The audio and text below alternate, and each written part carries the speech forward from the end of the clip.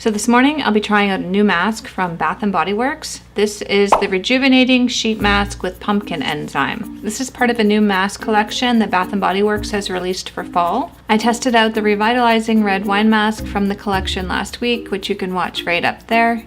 Right there, if you'd like, or the link for that will be in the description box below. So at the time I bought this, they were being sold individually for $4.95, or they can be purchased for $3 for $12. Right now they have a mix and match deal where you can pick 5 masks up for $10. So if you're new to my channel, you might have noticed that I have a bit of a face mask addiction. The link for my playlist will be in the description box below if you'd like to check it out, or you can click right up there to watch. If you enjoy watching mask reviews and you'd like to see more of them, don't forget to give this video a thumbs up. If you want to know more about this sheet mask, don't go anywhere, just keep watching. So I have a love-hate relationship with sheet masks. I like them for hydration purposes because, I don't know, I find most masks that come in a jar, especially this time of year, can be a little drying on my skin. Sheet masks, on the other hand, are normally great for hydration. They're just a pain in the butt to keep on. And I'm just one of these people that when I have a mask on my face, I prefer to walk around and do things, which kind of defeats the purpose of a mask in a way. So I went to Bath & Body Works website to see what they had to say about their product, and the information is a little limited. They don't really say all that much. It says, prepare for those dry winter days ahead with our new fall face masks. With skin-loving ingredients like pumpkin enzyme, this mask will leave your face feeling radiant and rejuvenated. Hello, fresh skin. And that's all it really says. And on the packaging, it's pretty much the same. It really doesn't give a whole lot of information. So for ingredients, we have a whole lot of things on here that are definitely not natural. There are a bunch of chemical compounds that I don't recognize. The only one that really stands out to me is glycerin. So for the first ingredient, we have water, which that's standard for most masks. But the second ingredient is something called dipropylene glycol, which apparently, according to Paula's Choice, is a plasticizer. Its low toxicity and solvent properties make it an ideal additive for perfumes and skincare and hair care products. It's also a common ingredient for commercial fog fluid used in the entertainment industry's fog machines. Okay, so many uses for this dipropylene glycol. Apparently this is a texture enhancer, and it prevents products from melting at high heat or from freezing. Apparently it's safe. Not 100% convinced, but it's too late to back out now. Next we have butylene glycol, which is another scary sounding ingredient. Sounds a little flammable, but it's still, according to Paula's Choice, very safe. It's commonly used in skincare to help other ingredients absorb into the skin. Next we have my favorite ingredient, which is glycerin, which is a skin replenishing and skin restoring ingredient. Glycerin is one of those ingredients that doesn't really moisturize the skin, but what it does is it helps hold water up against it, and this prevents your skin from dehydrating. Next we have lactobacillus ferment, which is a skin conditioning ingredient. Last we have Gardenia Florida fruit extract, which unfortunately looks like it would be something that's beneficial for the skin based on the name, but really it's just a fancy name for fragrance. So how do we use this? Apply mask to clean dry face, avoid eye area. After 10 minutes, remove mask, rub excess product into the skin. Well, it definitely doesn't smell like pumpkin. I can't figure out what it smells like. It's not overpowering though. It doesn't have that weird fabric softener smell that a lot of these sheet masks have.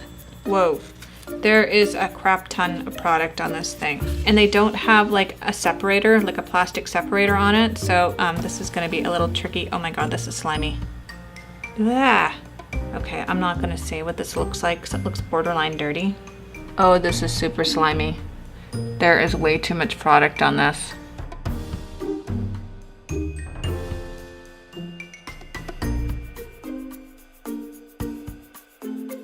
So there is a crap ton of product on this, like almost too much. One thing I really like is they have these little slits along the side of it, and it just makes it a whole lot easier to try and get this mask to conform to your face.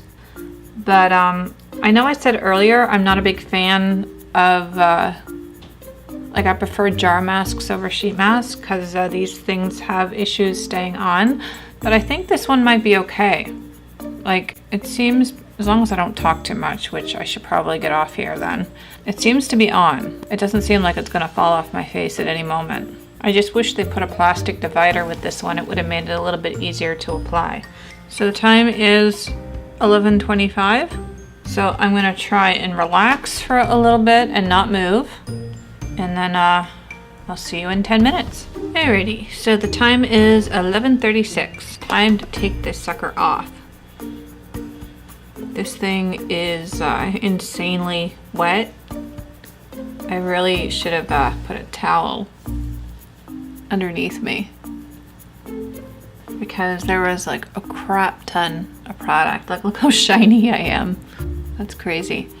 And then I guess you're just supposed to rub this into the skin. And because there's so much product on this, I'm really hoping that it doesn't leave me feeling sticky. There's nothing worse than putting a mask on your face and then feeling like you're coated in sugar or something. So this was, as I said earlier, was crazy slimy and there was a ton of product on it. I'm used to sheet masks drying somewhat when they're on my face. This didn't really do that. Overall, it was very refreshing on my face, but it's taking a long time to dry. See if I can speed up the drying process faster. Okay, I think my skin's dry now. It's almost there. So this claims to be rejuvenating. I guess that was the cooling aspect when it was on my face. It felt initially very slimy and I'm not really a big fan of the slime. But after a couple of minutes into it, I didn't really feel the slime feeling anymore. I just felt like the cooling, refreshing aspect to this mask. So overall, my skin looks pretty good. I mean, the glycerin in this is definitely doing its job. Everything looks like it's had like a big drink of water. Like, there doesn't feel to be any residue on my face, and there definitely isn't any stick, which is a bonus. There's nothing more annoying for me that when I put a sheet mask on and it dries, I'm left with like a big sticky film that leaves me feeling like I just have to wash my face. No, I don't feel anything like that. The chemical thing sort of wigs me out a little bit still. I would have preferred if there was more glycerin and less of this other stuff.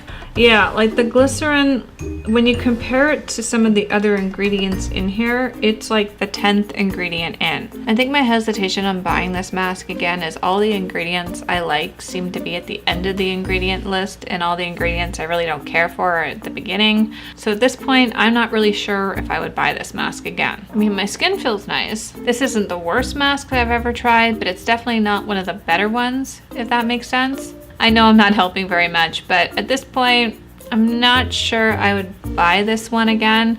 I'm eager though to try some of the other masks in this collection and see if they're a better fit for me. They look to have ingredients that are much better suited for my skin type.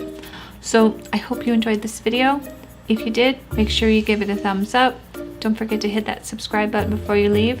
Thank you so much for watching, and I will see you next time. Bye!